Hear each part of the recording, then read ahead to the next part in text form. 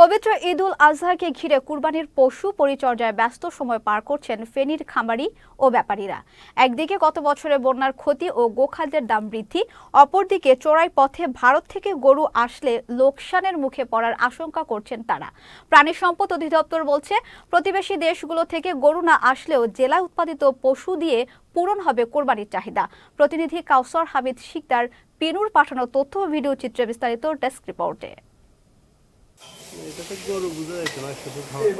ফেনী জেলার ৬টি উপজেলায় ৫,০০০-এরও বেশি খামারি। এসব খামারের পাশাপাশি পারিবারিক খামারেও গরু, মহিষ, ছাগল ও ভেড়া লালন পালন করা হচ্ছে।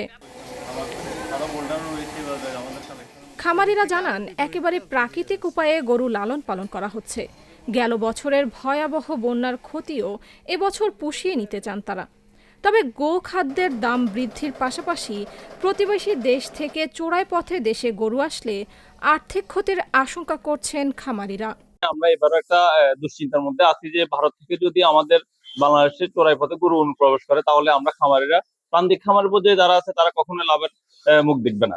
সরকার যদি আমাদেরকে প্রণোদনা কোনো সুযোগ সুবিধা দেয়, তাহলে আমরা গরু রাখতে পারবো আর কি, নাহলে আমরা তো আর ব্যবসা বাণিজ্য করার উপায় নেই।